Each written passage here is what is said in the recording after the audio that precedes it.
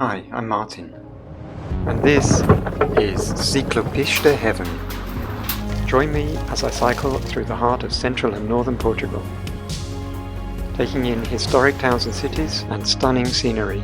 On this 14-stage tour, I'm going to share the ups, downs, and challenges of exploring this beautiful country by bike.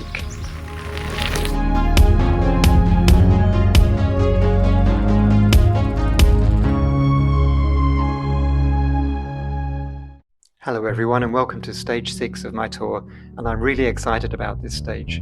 It's going to be my first time on an Ecopista, the whole 50 kilometers of the Ciclopista Dão. So this is feeling like a dream come true. But I still hadn't figured out how to reach the Ecopista at Santa Comba Dão station. Google Maps was telling me I need to cross the motorway bridge on the IP3. That basically means using this hard shoulder, which looks really dangerous based on these pictures from Google Earth. But the alternative didn't look attractive either. The diversion I'd have to take to avoid the bridge would have lasted for ages and taken me well away from the Ecopista. But when I went back to take a closer look on Google Maps, I saw this old stone bridge right next to the motorway bridge. So I asked the local tourist guide at Santa Comba Dão, and they said, "You can't use that bridge at the moment, it's underwater." They told me instead to take this road and then carry my bike down the steps which run parallel to the motorway bridge. I was really confused what's going on here, so I went back to Google Earth and looked at the historical photos. What was there on the current Google Earth picture from 2023 was lying submerged in previous historic photos. In other words, when the reservoir level is high, you can't use the bridge. Well, I'm glad I've now figured out how to get to the station. And even though it wasn't fun carrying the bike down these steps, I was very glad I didn't ride on the hard shoulder of the motorway.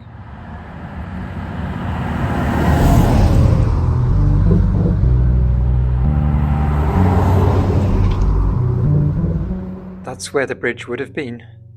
Better luck next time, maybe. Having arrived safely at the station, I was getting really excited at the prospect of starting the Ecopista. And here's where you can access it. But hang on a second. Oh no, you've got to be joking. Access temporarily blocked. So in the end, I did have to make a small detour. But finally, I got to the Ecopista Dão. And I can tell you, it was worth it.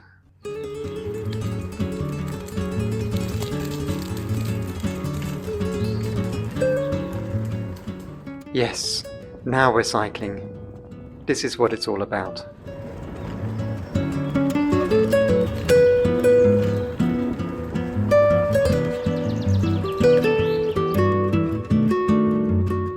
And here comes one of the highlights already, the bridge over the River Dão.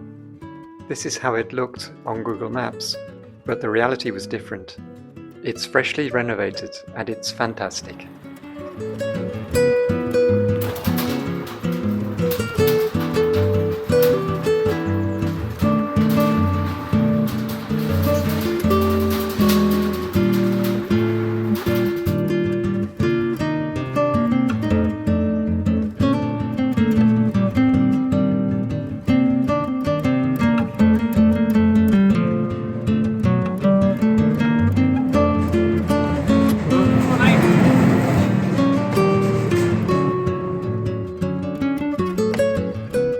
Not much further down the path, there are yet more beautiful places to stop along the riverside.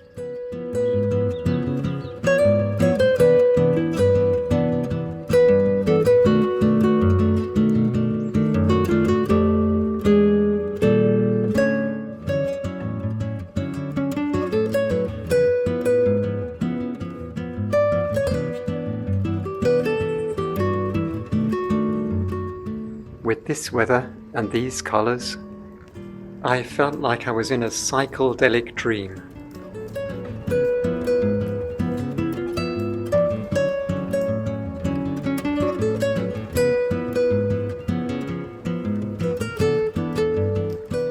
Interestingly, the colour of the tarmac changes as we go through different municipalities.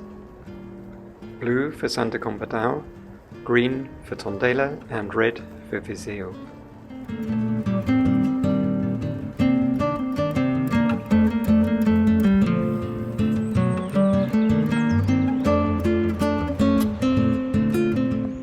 So at this beautiful spot, we're about to enter the municipality of Tondela, where the first building we pass is Tonda Station and its partner-look toilets.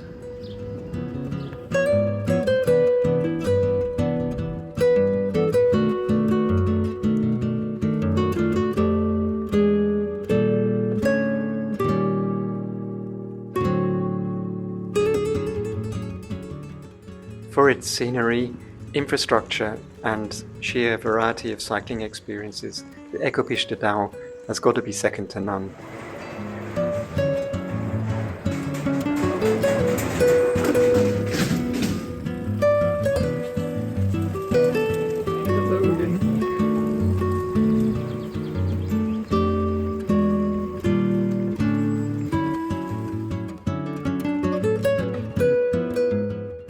No donkey carts on this Ecopista.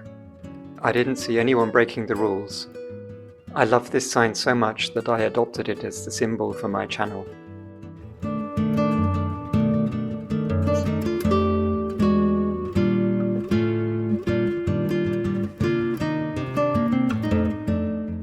I didn't stop in Tondela, instead I chose this picnic place for lunch.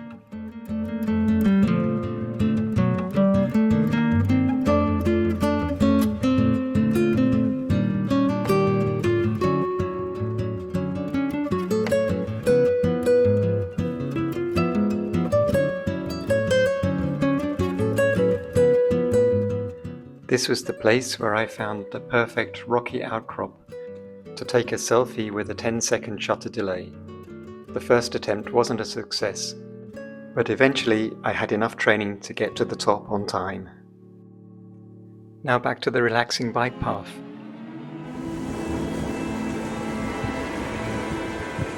Here we are in the longest tunnel of the route. It's well lit and it's tarmac, so there's not really a chance of falling. But still a bit of a claustrophobic feeling.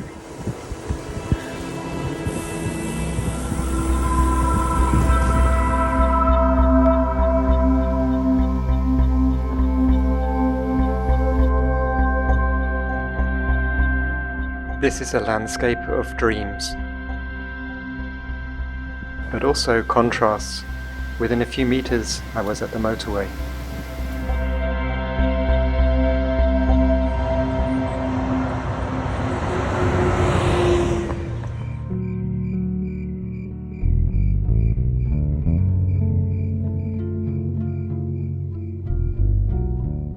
At Torredaita, a ghost train is still standing at the platform.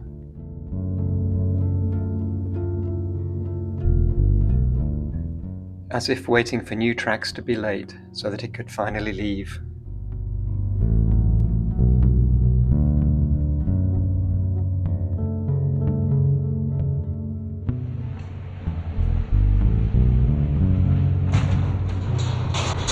The viaduct at Mosteirinho is another great example of the infrastructure that's been put in place for this path.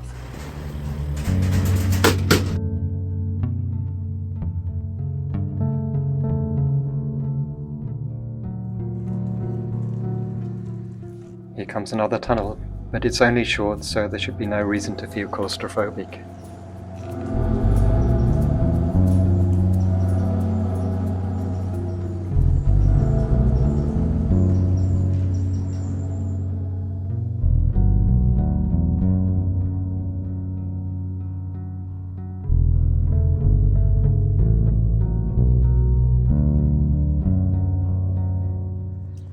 Take a look at this mesmerizing mural on the way into Viseu.